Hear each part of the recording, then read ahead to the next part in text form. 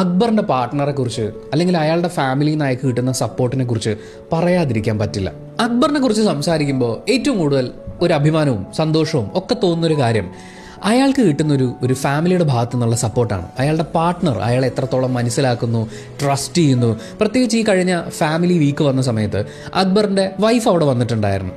അവർ അക്ബറിനോട് നിങ്ങൾ അങ്ങനെ ചെയ്യരുത്, പെൺകുട്ടികളോട് അങ്ങോട്ട് നോക്കരുത്, ഇങ്ങനെ ചെയ്യരുത്, ഇങ്ങനെ പറയരുത് എന്നൊന്നും പറഞ്ഞിട്ടില്ല.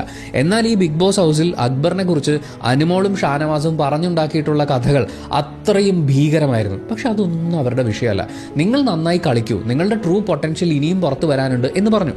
അക്ബറിനെതിരെ ഏറ്റവും മോശം ആരോപണങ്ങൾ ഉന്നയിച്ചിട്ടുള്ള അനുമോളുടെ അടുത്ത് അവർ വളരെ കൂളായിട്ടാണ് സംസാരിച്ചത്. കാരണം അനുമോളെ നീ എത്ര തലയും കുത്തി മറിഞ്ഞു കഴിഞ്ഞാലും എനിക്ക് എൻ്റെ കണവനെ അറിയാം എന്നുള്ള ആറ്റിറ്റ്യൂഡ് അവർ അനുമോൾക്ക് വ്യക്തമാക്കി കൊടുക്കുകയായിരുന്നു. അങ്ങനെ ഒരു പാർട്ട്ണർ അക്ബറിനോടൊപ്പം ഉള്ളപ്പോൾ അതെല്ലാവർക്കും കിട്ടുന്നൊരു കാര്യമൊന്നുമല്ല. നമ്മളെ അണ്ടർസ്റ്റാൻഡ് ചെയ്യുന്ന, ഏത് സിറ്റുവേഷൻ വന്നാലും വിട്ട് കളയില്ല, ഞാൻ ഒപ്പമുണ്ട്, എൻ്റെ പാർട്ട്ണർക്കെതിരെ എന്ത് ആരോപണം വന്നു കഴിഞ്ഞാലും അവിടെയും ഞാൻ പ്രതികരിക്കും എന്നൊക്കെ പറയുന്ന രീതിയിൽ പിടിച്ചു നിൽക്കാൻ പറ്റുന്ന ഒരു strong partner, understanding partner, trusting partner ഉണ്ടാവുക എന്ന് പറയുന്നത് വലിയൊരു ഭാഗ്യമാണ്.